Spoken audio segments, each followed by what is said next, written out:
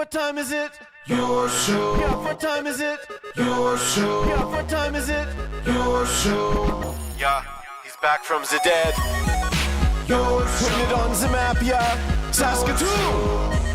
Right next to New York. New York.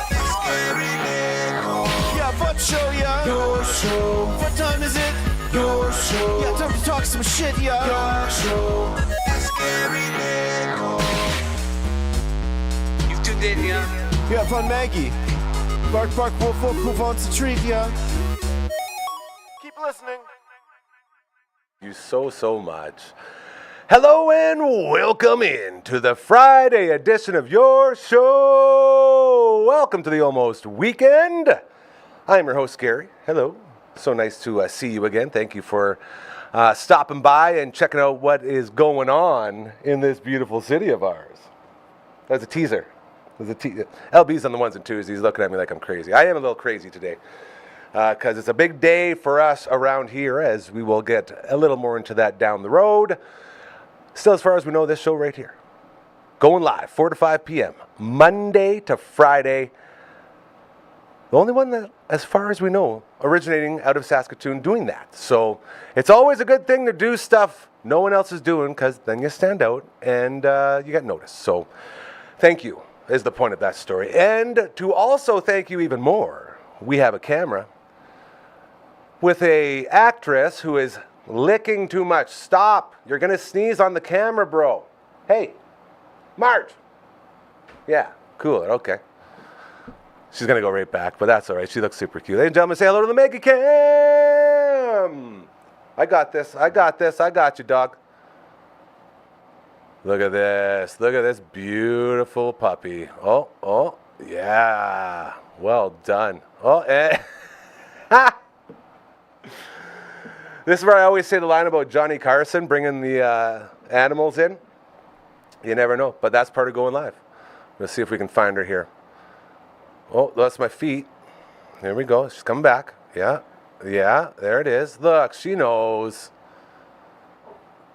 Well done, Margaret. Good job, buddy. The Maggie Cam, proudly presented to you by our incredible friends over at Pet Planet on 8th Street. They are your pet's natural grocer. All right? The best pet store in the universe, and we don't just say that. They prove it each and every day. They got everything you need. We say it all the time around here. We kick off every show talking about it. The amount of toys, insane. Walls full. The amount of treats, even more insane. The whole store is full of them. And then you get to the raw food diet stuff. They got fridges in the back full of that if you're looking to change your puppy's diet as well. They got a spa, second to none, state of the art, right there in-house for you to use. And then you go deeper. You find all of the super cute outfits. They got jerseys for your animals, okay? They also have beds and crates and all the other things that you need to move your animal around and to keep them comfy. As well, they got medicines. You think of things that a pet store should have, and that's what they have at Pet Planet on 8th Street. That's the short story. Mike and Rochelle, two of the greatest human beings you will ever meet, and they care so much about this local business and about you. And they show it all the time. We walk in there with Marge. Marge helps herself to some treats. No big deal. It's all good. That's what we do. And they also stay open after hours and on weekends for you. So it's not just business hours over there. They keep it rolling thanks to Kirsten and Chris. And they have a greeting dog as well. That is the cherry on top. Leroy is their greeting dog. He's got a bed right beside that door right when you walk in. And Maggie likes to steal his treats whenever she comes in, and it's always a good time to watch them go a little back and forth there. But Leroy will walk you up to the till. He's a very, very handsome boy, and he's incredible as well. And there's just something about having a greeting dog that makes everything better, and they got that as well. That's over at Pet Planet on 8th Street. They are your pet's natural grocer. She's going to sneeze so hard, bro. She's going to. You just wait. It'll happen. Welcome to it. Hope you're doing great. We have a very exciting day going on here, as tonight at 11 p.m.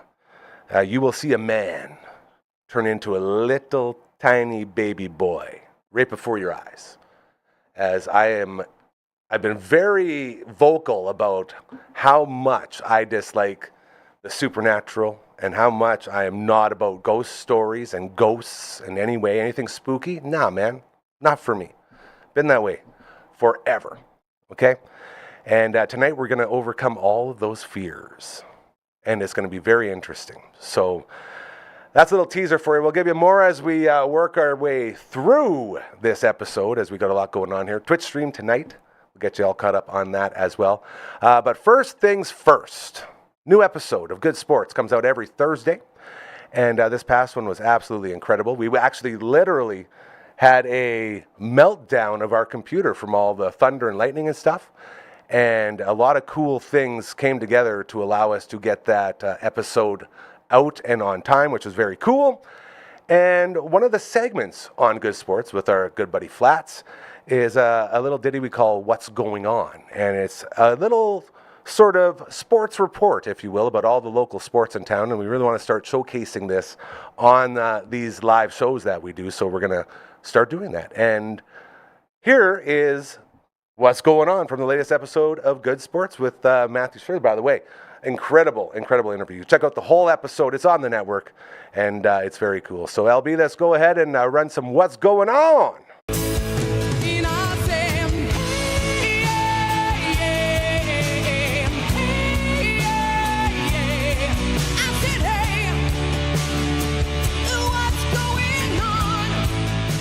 And what's going on this week? Well, it's kind of a sad what's going on this week if you're a fan of local sports teams. It was a rough week for some of our local teams. Not all, but certainly some of the most prominent ones.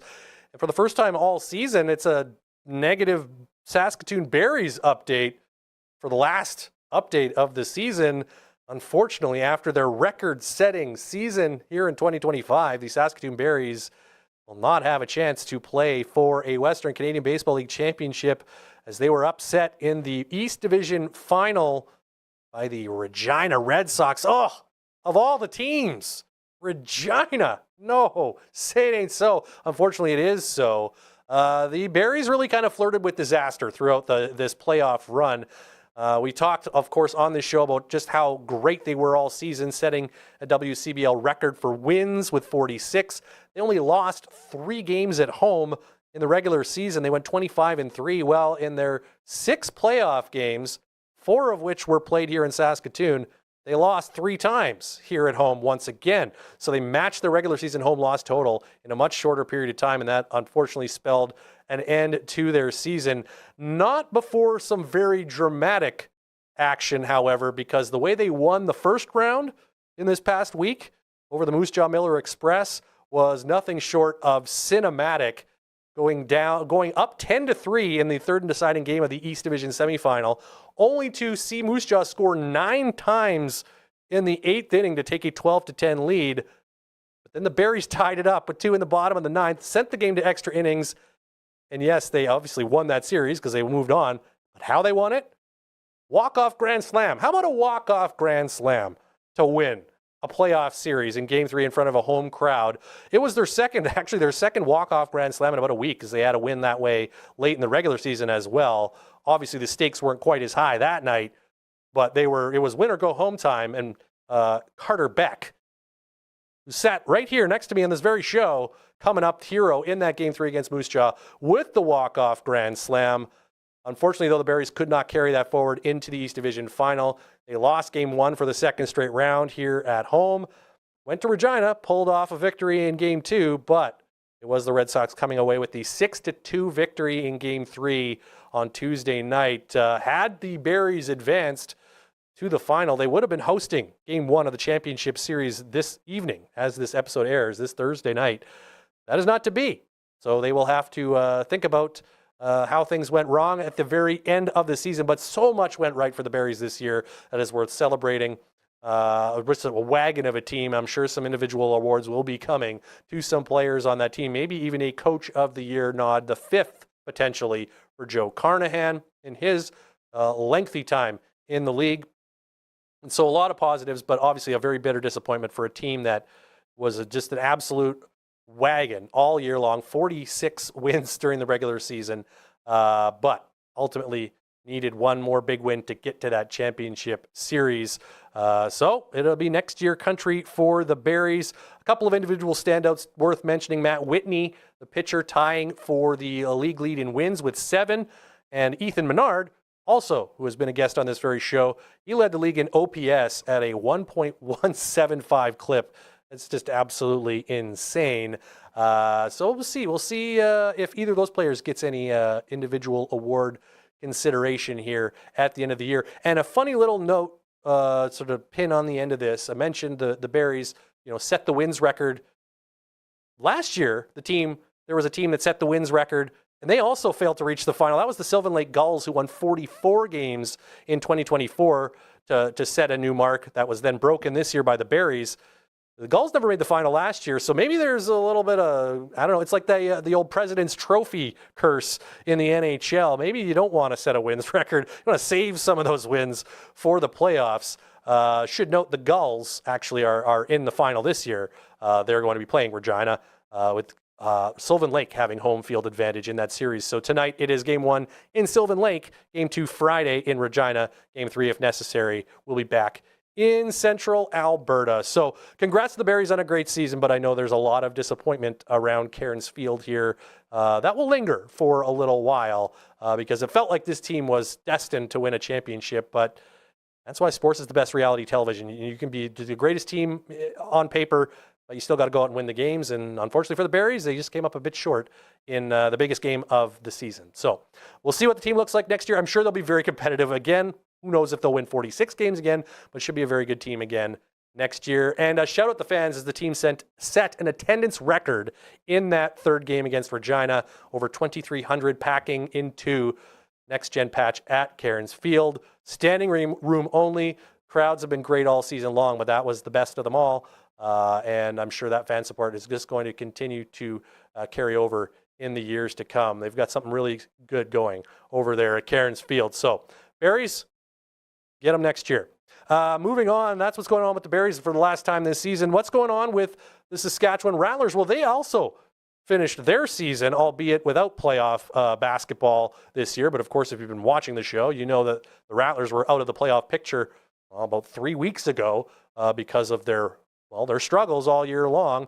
They did at least close out the year on a winning note. They split their last 2 games, losing a lopsided game on the road in Calgary last Friday. But they came home and they closed it off with in fact, their largest victory of the season, 96-85 over the Brampton Honey Badgers, who it should be pointed out are the only team that finished with a worse record than the Rattlers this season. But it was actually a pretty good game. Both the teams were out of the mix and they had nothing to play for, but they gave the fans a very good, entertaining basketball game. And Brampton, who had already lost all their top players to other contracts and national team opportunities, they were playing with a roster that was very inexperienced and not really one that stacks up against any other team in the league. And they gave the Rattlers a real good push.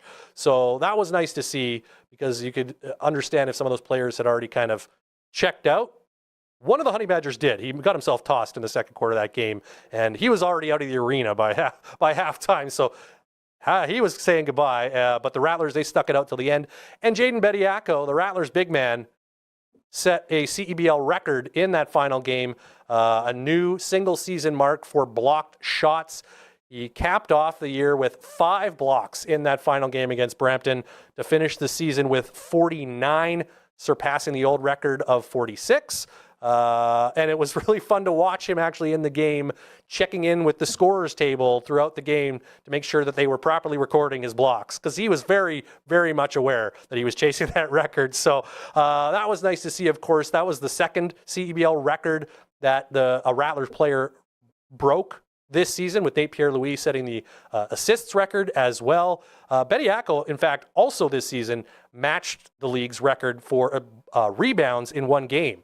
So a player who I think if you're the Rattlers front office, you're going to want to try to get back next year, as he's just only a year into his professional career. So he's just going to keep getting better, and he's a beast in the paint. So Jaden Bediako with a nice finish to the season. And the other nice little bow at the end of what was a very frustrating summer for the Rattlers was to see their longest serving player and definitely a fan favorite in Anthony Tigakili come out, and he didn't start the game, but he basically came in 30 seconds in and played a ton of minutes, and he ended up putting up a career high of 18 points in the game and scored the target score winning basket to finish the win off for the team.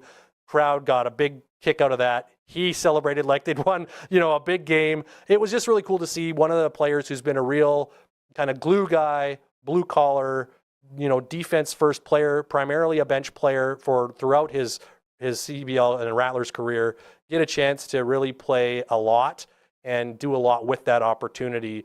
That was a really cool thing to see from him. I'm in his 80th CEBL game, getting a career high in points in a win, a third home win of the season, the 7th overall, as the Rattlers finish the season 7-17, which is one win better than they had last year, but the season was 4 games longer, so the win percentage was actually a little bit lower this year.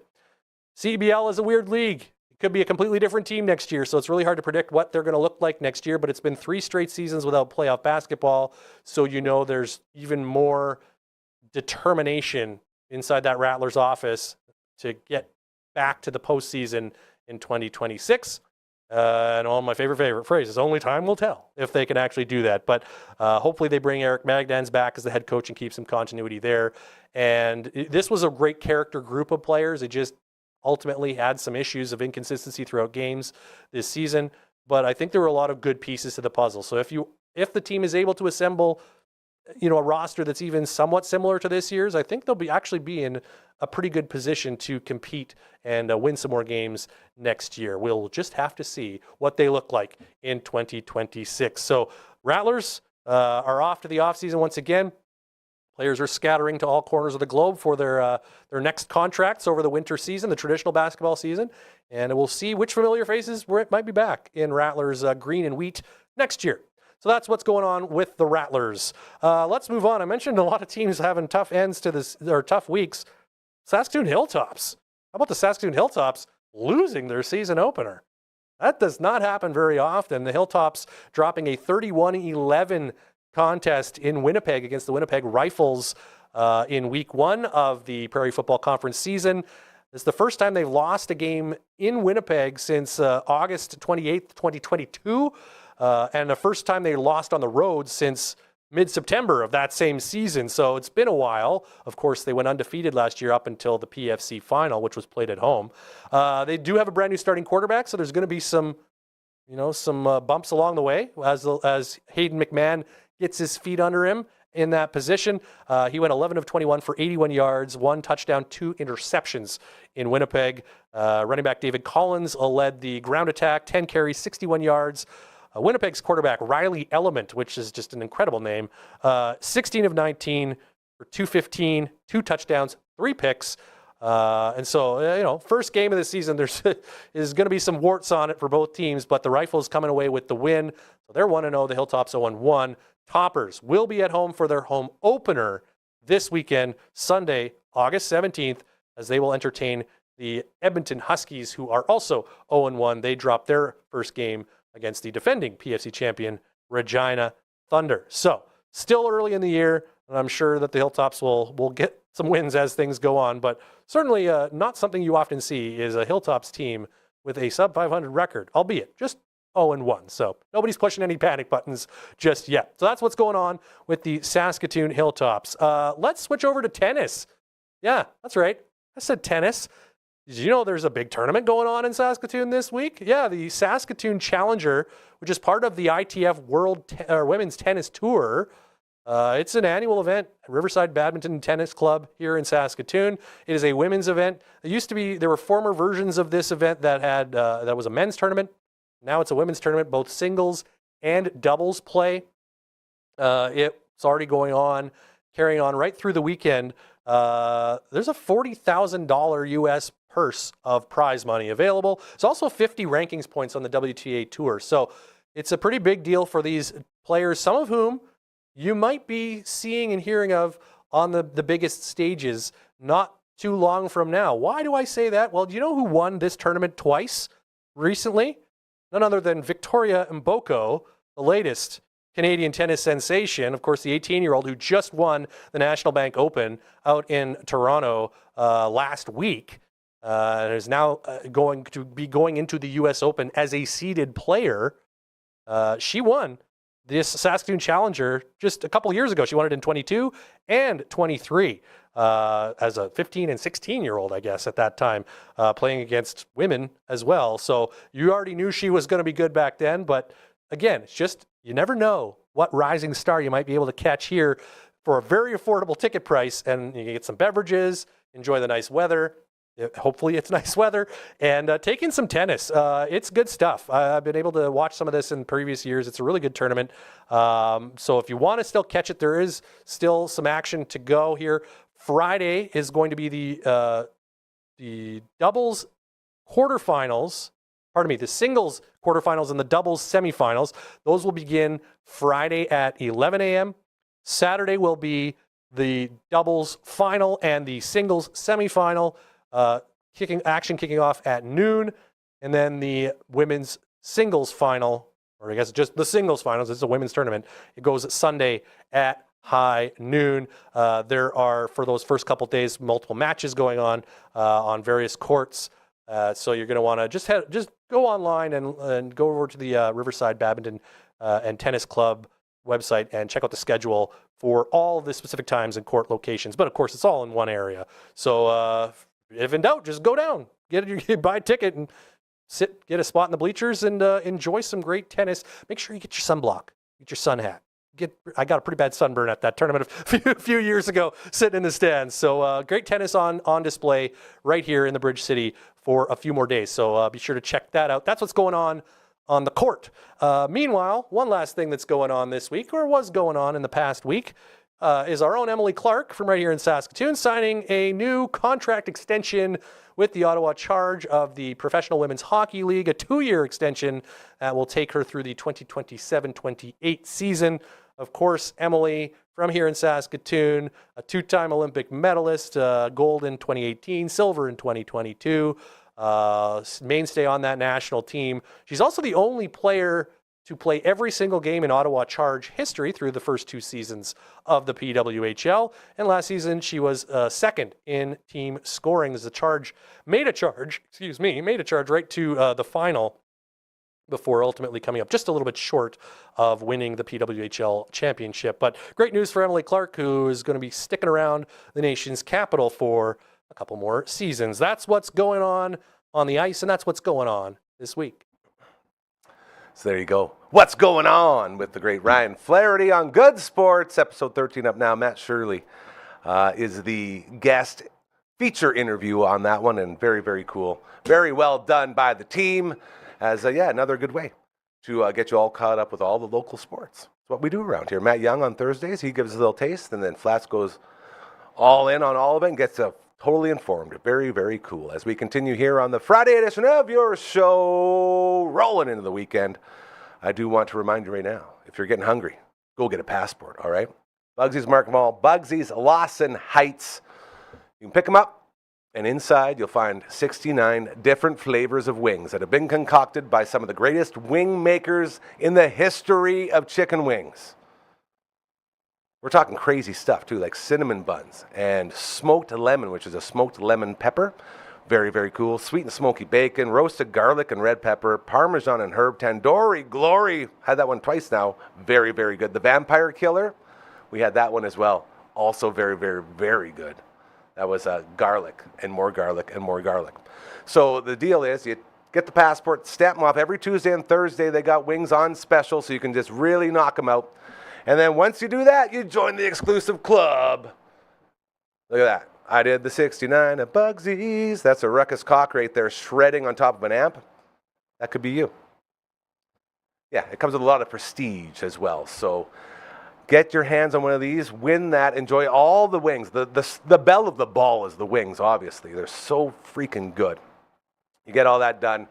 And if you're sitting at home and you don't maybe want to go out, you can order on Skip the Dishes or on Uber Eats as well. Just go to Smitty's, order a plain wing, and in the memo, put the flavor that you want. Boom. It's there. So very cool stuff. Thank you to our friends at Bugsy's.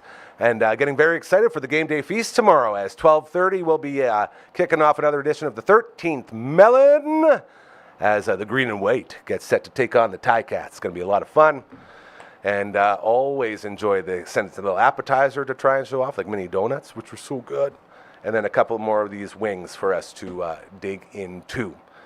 As well, one last reminder, Swaggy P, international sensation when it comes down to stick handling and breakaway dangles, I guess you could say. This dude is a global phenomenon, and he's going to be here in Martinsville, the Martinsville Rec Center, with our friends over at Super Skills Hockey. They got a whole event going on, kicking off at 4:30 tomorrow. Swaggy P will be on the ice showing off his stuff, and then they head up to the studio upstairs in the Super Skills Hockey state-of-the-art facility. And they're going to do some more filming and getting all that social media content that he creates, and you could be a part of it. Head to superskillshockey.ca, get signed up, and head on out, because it's going to be a lot of fun. And I know you and I maybe not really sure who Swaggy P is, but the kids love him. Promise you that. As sounds like Coach Mazur's kids are going to be there, which is very cool. And a bunch of other of our friends. And we're going to have a little team there as well, making some videos and doing some cool stuff. So looking very forward to that. Check out Swaggy P tomorrow night, I guess tomorrow afternoon into the evening at the Super Skills Hockey World Headquarters. Love those guys. Always doing such good stuff, and that's what we like to promote. If you feel like you got something like that, you got a charity, you got an organization, you got a big event, whatever it is, reach out to us. We love to help. We always say, as long as you're not a dick and you're not an asshole, you're good here. And no politics, no religion. So those 4 things, come on in. All you got to do is just send us an email to 1, 2, 3, 4. contact@dufferinave.com. That is the email. This is the theme song. I totally should have brought you up for it. I'm sorry, Brando. Should have had a guest appearance just to do some vocaling with me. You're my guy. That's why I love you. Send us an email. Get in touch. Let us know. Boom. See you later.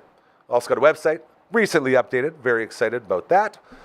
Dufferinave.com. Just like the email minus the contact and the @ sign. Rail Anders made it so good. And I don't like traversing websites because they get all, I'm old. Technology, what's happening? This one's very streamlined, very easy to maneuver. So Royal Anders nailed that one. We like to give this a little, how's she going? Send her that way. And the Twitch stream. So the Hansel of Twitch streams, twitch.tv/DufferinAveMedia. That's where you find it. Tonight we'll be on there around 7:30. Getting back into Chrono Trigger as Uncle Brando and yours truly will be hanging out with the Phenom, making his first ever run through with Chrono Trigger. The gimmick here is, though, Uncle Brando already got a beat, so it's the second playthrough, so he has most of the stuff that you need to really, destroy guys, so it's a lot of fun at the start. Then eventually it'll catch up. But if you're into Chrono Trigger at all, check out this stream right here. It is the one for you, twitch.tv/DufferinAveMedia. Yeah, the hole's still there, bud. Looking good. Couple of air horns for you. The Friday edition continuing. Normally we have a Friday fun table going on here, but Hardcore is currently in Toronto. She's going to the Jays game tonight. She's going to do a lot of fun stuff. So we decided to do some promotion as we have a big show going on at 11 p.m. tonight. Do we want to run a little video on that, LB? Do we want to run a little video for the show tonight?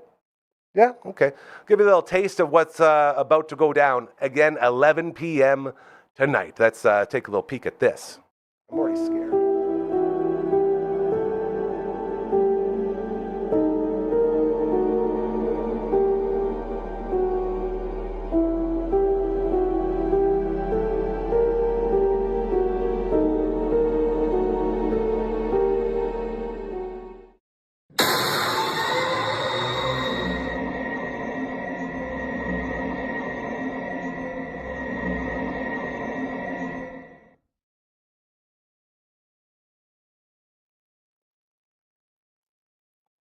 I'm already scared. I hate it. I hate it so much. You're going to watch me squirm for the entire show.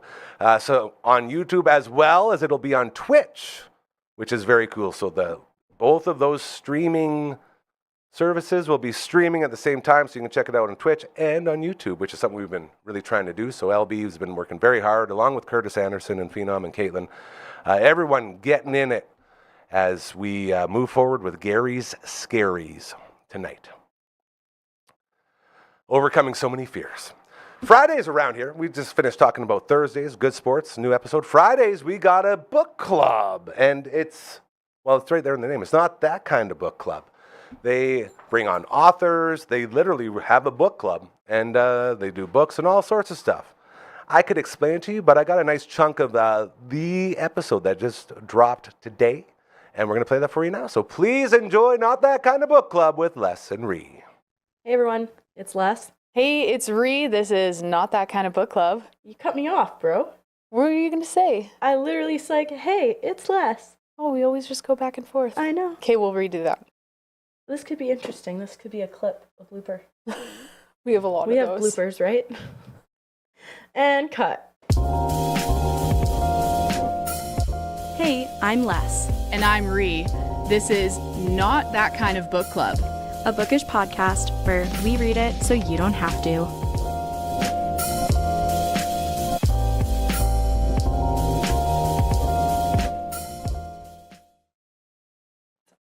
Hey everyone, it's Ree. And I'm Les. It's Not That Kind of Book Club.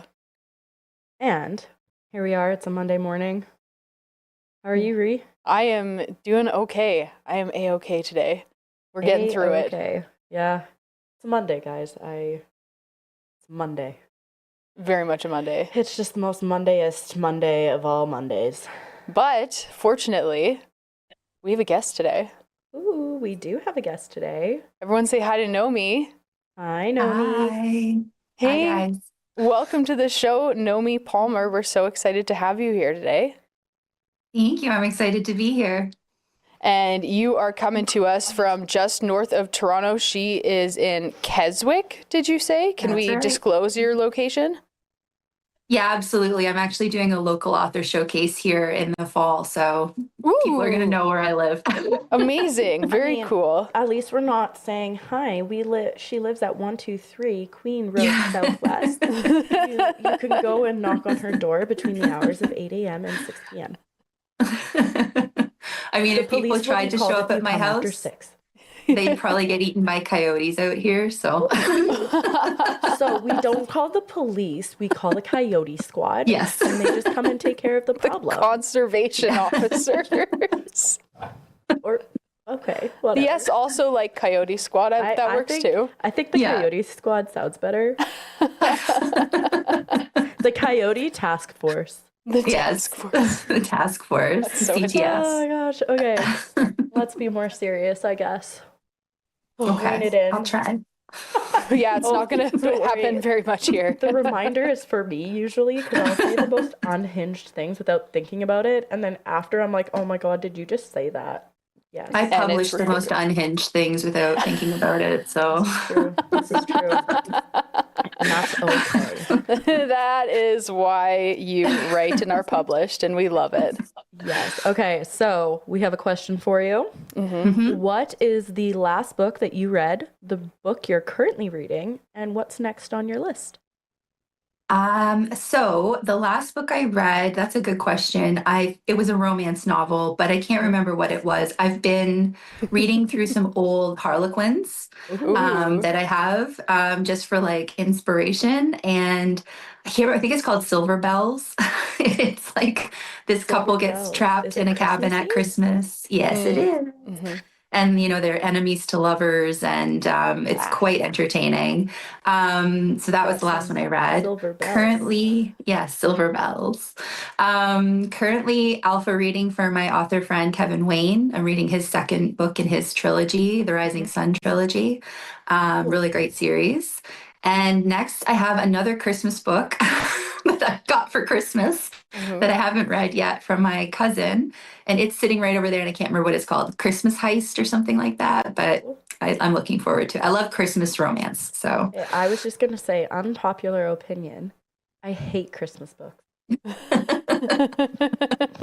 Like, guys. Two ends of the spectrum here. Love Yeah. hate. So 2 years ago, we had a Christmas book exchange, and I wrapped up like 20 books, put them under the tree, and other people came. They took a book, everyone unwrapped it. It was kind of like a white elephant Christmas, and me, because I did it all. I was like, "Oh, I don't really care what I get." And at the end, I like opened it up and I got the one Christmas book that I wrapped. The one Christmas book. And I was like, of course Alessia gets the Christmas book. She's never going to read this. So I had to like put it, well, I didn't have to, but I put it back and somebody else took it home. But I was like, oh my God, what's the likelihood the one person who doesn't like Christmas romance got the Christmas romance? Yeah. Typical Murphy's Law. Yep. Yeah. All the time. Okay, read. Reading to read. Read. What is the last thing I read? I think Problematic Summer Romance. I just finished, just like an easy romance book. Allie Hazelwood? Allie Hazelwood, yep. It was pretty good. I listened to it as an audiobook, which was nice. Currently reading The Retirement Plan by Sue Hinsenbergs, which is hilarious. And then next up is going to be The Wall of Winnipeg and Me. Mariana Zapata. We've talked about this one before. Yes. Yeah.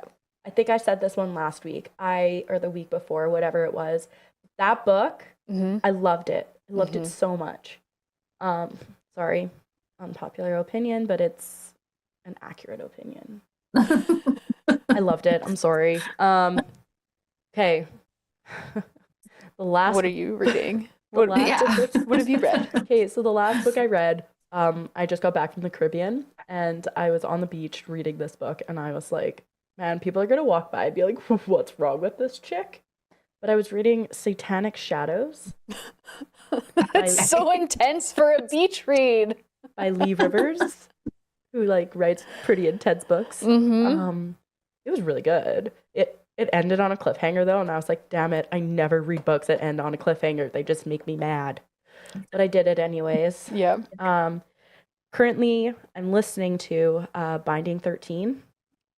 I finished Binding 13, that's a lie. I'm listening to Keeping 13 now, which is the second book. And I'm about 3/4 of the way. And guys, this book series tears at your heartstrings a little bit. And then the next book that I'm reading, I wrote it down because I knew exactly what book I was going to be reading, and I've lost it.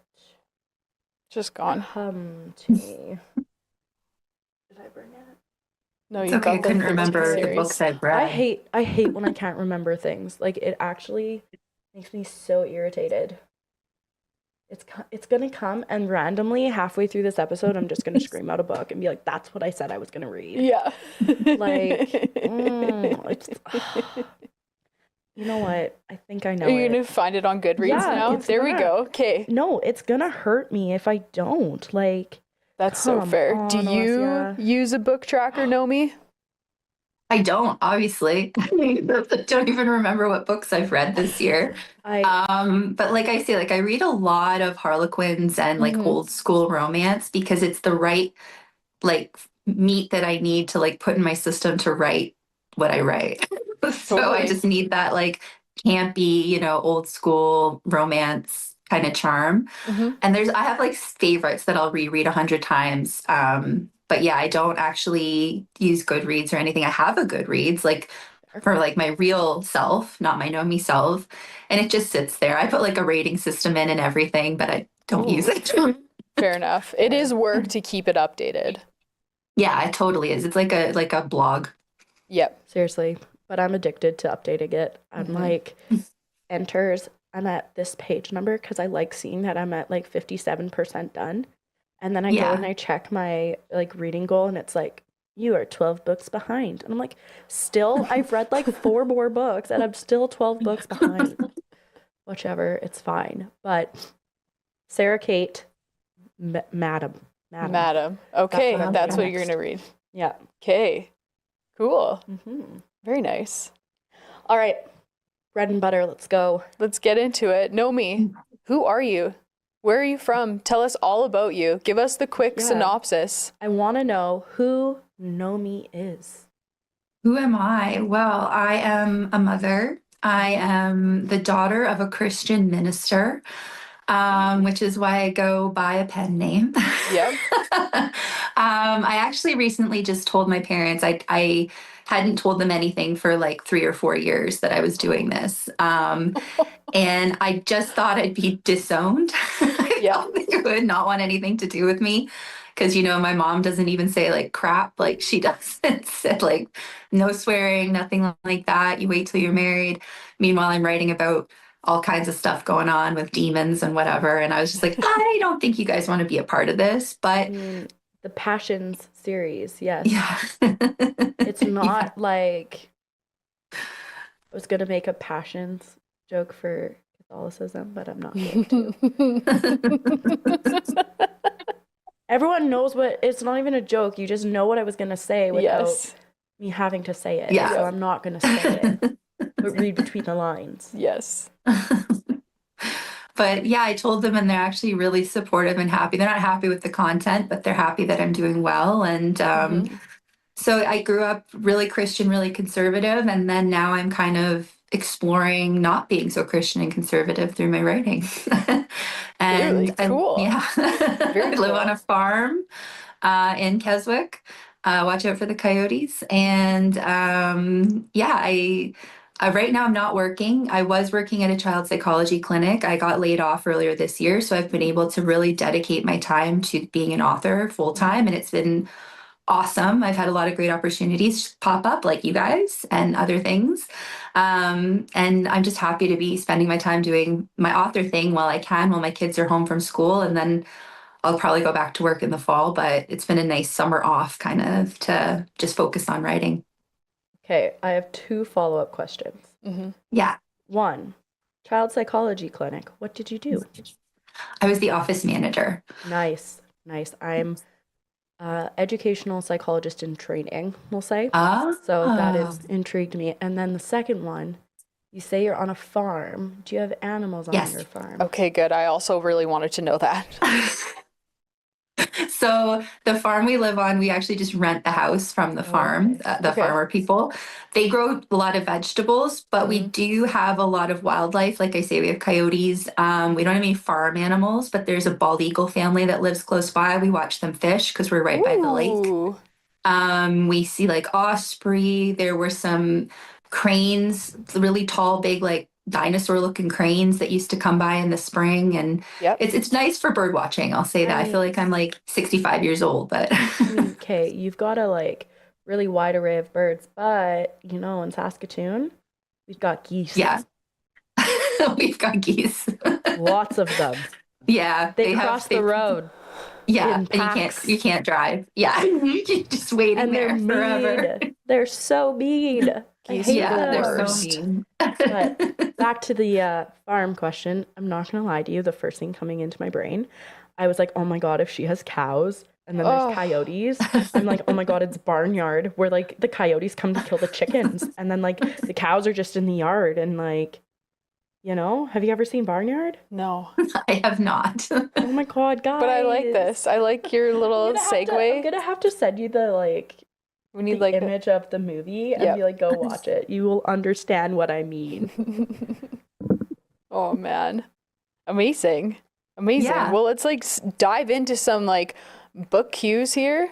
Yeah, bookish questions. We love bookish questions. Right into it. So starting with your first novel, what was the first spark for Controlled Burn? Was it characters, the emotional themes, a specific scene? What was, the first spark? That's kind of punny too.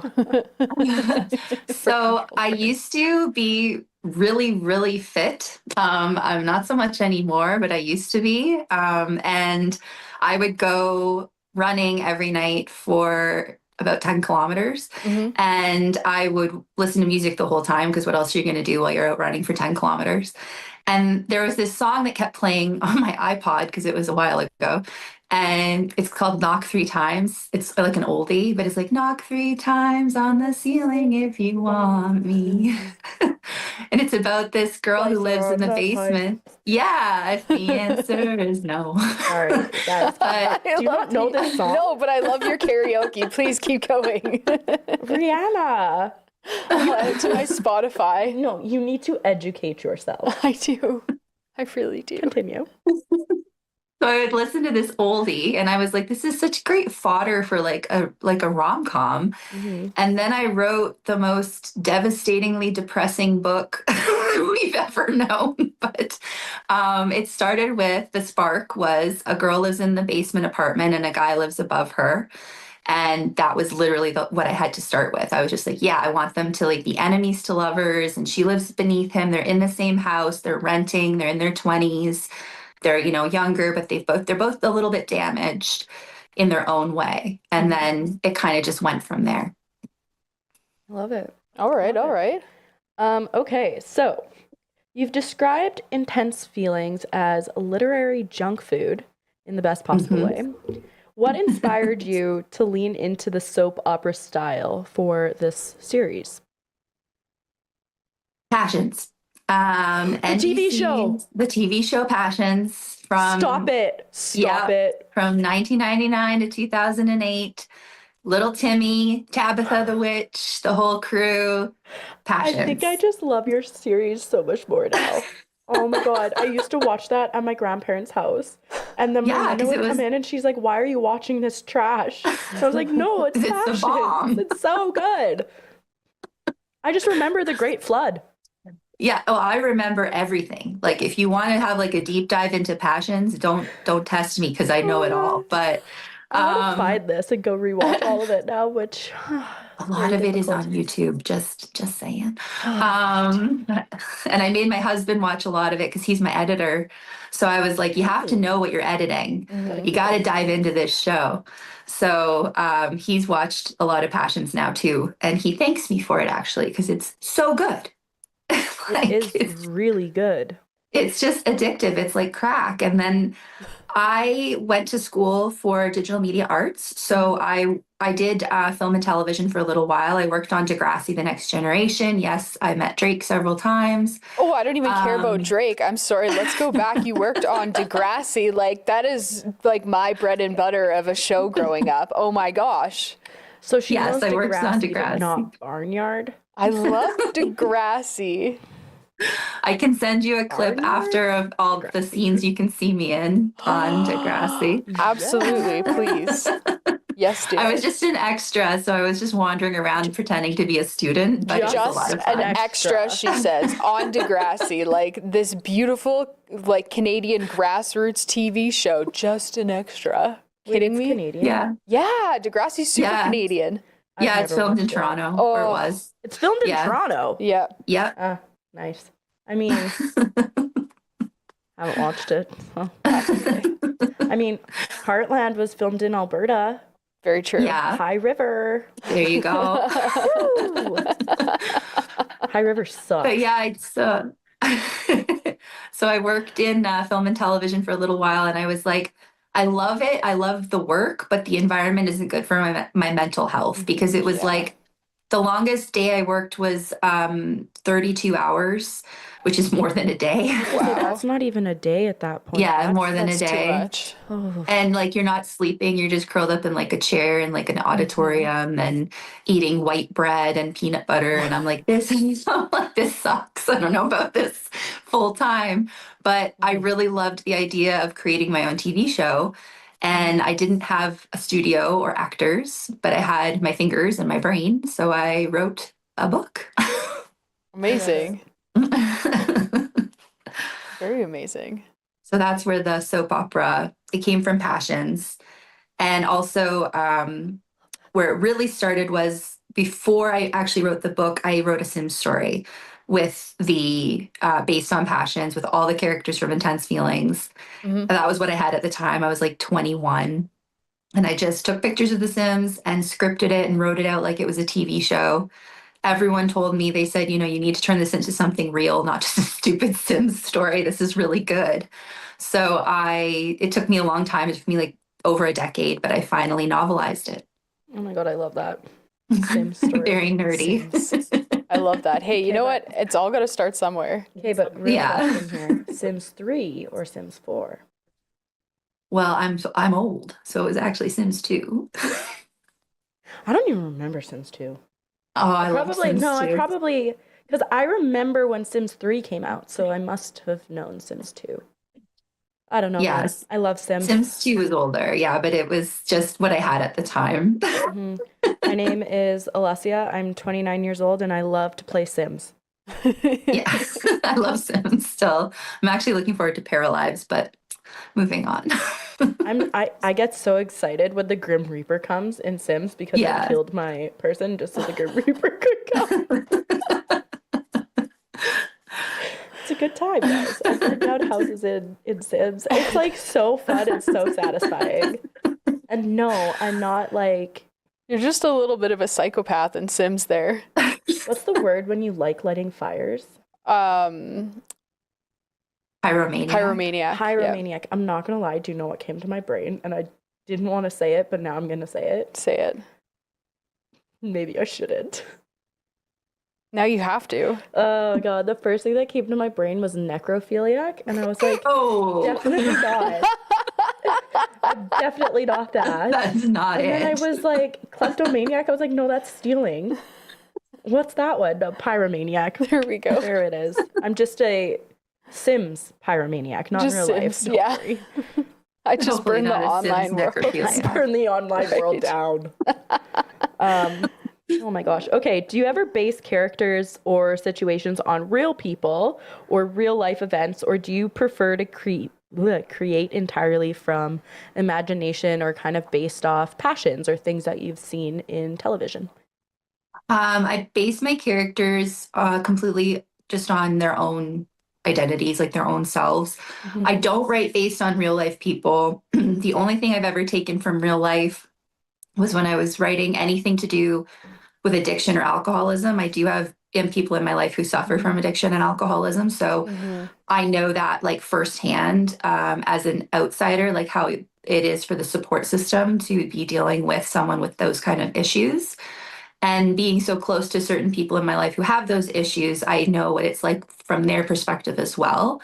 So I'll take that kind of real life motivation and put it into the story, but I wouldn't say like, oh, this character is based on like my brother or my, my uncle or whatever. It's like certain pieces of them might be in there, but it's not their personality so much as like that kind of issue. Also, grief. I've had a lot of loss in my life, so I feel like I can write grief from a really genuine, pure kind of standpoint of from myself. But again, I'm not writing about the grief I experienced, just like it's my way of being able to connect to grief and give it to whoever, whatever character needs it, if that makes sense. Well, and I feel like you're able to write about emotions that you have felt or somebody else has felt without it actually being based off of them. There's a difference to me in terms of like emotions and experiences like that people have gone through versus I'm basing a character off of Rihanna. Like this is, I'm gonna base it off of her. No, I'm gonna base it off of maybe her and I went through something very tragic together and like we kind of built that friendship on it and grief and whatever it is. You can use that emotion and that experience to shape something is kind of what I'm getting at. And I feel like if I were to write a book, I feel like that's kind of the take I would go for rather than this is based off of my mom. Yeah, exactly. Yeah, I don't know, for me, it would just be a little too personal to actually base characters off real people. Names I steal all the time. My favorite places to steal for this series are obviously passions. Like now that you're going to see the passions names peppered throughout the series. Like we have Ethan, Ivy, Alistair. Like there's just like a good clump of them in there. Also, this one's kind of matches the theme of my books, I guess, but I get names from cemeteries. I go to cemeteries for fun. We go for walks, me and my family. I go to cemeteries for fun. Yeah, I don't know how else to say it. I mean, good on you. They can be a joyful place. They can be really pretty with nice flowers. Peaceful, super peaceful. I went to New Orleans and they're like, let's go on a cemetery tour. And I was like, I'm sorry, a what? And I remember getting off the bus and there's like just the concrete path. And I'm standing here and it's just a bunch of crypts. And I'm like, I'm sorry, how is this fun? I don't like this. And then the tour guide proceeds to tell you the like most absurd stories about it. And I'm like, no, I really don't like this. I would like to go back to the bus, please. But there's great names on the headstones if you take a minute. Yes, totally. Okay. But another spooky thing in this graveyard, I'm not gonna lie, one of the first crypts that I saw, it was actually my grandpa's last name. And like, it's an Italian last name. And all you see is like Frank Delfonso. And you're like, I want to go back to the bus now. Sorry, go ahead. No, I was just going to ask, if you go to cemeteries and you collect from different series, are there a couple names right now that you're holding on to that you want to use? There are, but I'm always so bad when you put me on the spot. There was a name I just had the other day and I was like, I'm going to reuse this. I just named a character Miel, like honey in French. Ooh. And that kind of came to me and I was like, ooh, I like that name. And that name I got from a YouTuber who I used to watch and her name was Miel. But I was just like, yeah, I'm going to give you Miel. I think that's really pretty. And now I kind of want to give her more to do because she has a pretty name. Yeah. She's honey and like sweet as honey. Yeah. Yeah. She's also a vampire. She's a vampire. No, maybe she's not sweet as honey. Well, could be a little bit. Sweet and tangy, like your blood. Yeah. This is red honey. Don't ask what color our dye is. Yeah. Oh my gosh. Okay, so your stories include obviously popular romance tropes, enemies to lovers, only one bed, forbidden love, fated mates, yet they feel really fresh. So how do you approach making familiar tropes your own? Kind of which tropes in your book do you think readers respond to the most? And what's your personal favorite trope? So I think the way I keep it fresh is actually to go old school, like I was talking about at the beginning, is reading the old school Harlequins. Nobody's reading those. Nobody remembers them. So they feel new. They feel like it's brand new, especially to like Gen Z. Like they're not going to be picking up Silver Bells from 1983 by Joanna Miller or whatever. No, not Joanna. That's her up there. But anyway, so like they're just like they're not gravitating towards that. So it's these kind of like almost they lean towards aggressive a little bit, especially like the enemies to lovers, which I always saw as funny. But now like that's a really big deal. People like their men like dominant and aggressive. And I'm like, well, oh yeah. I can do that. But yeah, I think it's like keeping it old school and like revisiting from passions and stuff. Like a lot of people ask me even what is a soap opera? So I have to kind of explain to them, well, it's like, think of like Pretty Little Liars or Grey's Anatomy, but it was on in the day after The Price is Right. Yep. Doesn't really Your make afternoon sense. shows. A soap opera is defined as Victor Newman. Victor Newman? Oh, guys. Oh, come yes. on. Yeah. I got you. There Sorry. you go. Oh, Young and the Restless. Okay. Come on. I'll go to the nursing home and be like, who's that? And my Nana will be like, oh, that's Billy. And I'm like, that's Billy. He had a different actor like a month ago. Yeah. But it's the same guy. Yeah, that's a common thing. That's a common thing on soap operas. You'd never know. The aging up too, which is what I did between book 1 and 2, and people hated that. But, like the fact that kids grow up in like a month, and then their parents stay the same age the whole time. Yeah, so that's what I tried to accomplish with my my time jump. I love it. Is to keep everybody super sexy, but yeah, it's been 26 years. Okay, so then to dive into this one too, so soap operas. The storytelling kind of thrives on secrets and betrayal and romance and dramatic reveals. So do you tend to map these out in advance? Do you plan them ahead of time, or do you kind of let them, I don't know, like develop organically and just grow from the story as you're moving through it? It's a really good mix. I definitely, so I just made it, in the process of filming a YouTube video where I explain my entire process. Ooh. But it starts with the character sheet. I write down, everybody's name, what they look like, personality traits, how they're related to each other, if they have any sort of magic abilities. Then I move on to plotting out the main points I want to hit in each act. Then I move on to a chapter outline, which serves as like my rough draft. And I I will basically, I write it very casually. Like if anyone read these notes, they'd be like, what are these? These don't make any sense. It's just me being really off the cuff and just quickly writing down what the kind of idea I want for the chapter, where I want it to go. And then I actually start writing it. And I leave room for something spontaneous to enter the chat, so to speak. But I do have to really craft like the skeleton of the story, or else it would be a hot mess. It would be like Swiss cheese. It would be so full of holes. Like I have to know the basic storyline, and then I leave room for spontaneity to happen. So there you go. Not That Kind of Book Club. New episodes every Friday. That means we have a new one up for you now. That was a little taste of it. You can check out the whole thing on the network along with all the other amazing shows that we got. Almost another week in the books. We got one more show to do tonight. And then I guess we got another show to do tomorrow, 13th Melon. Check it out, 12:30. Things get going over there. Tonight, Gary's Scaries will be back on the air live at 11 p.m.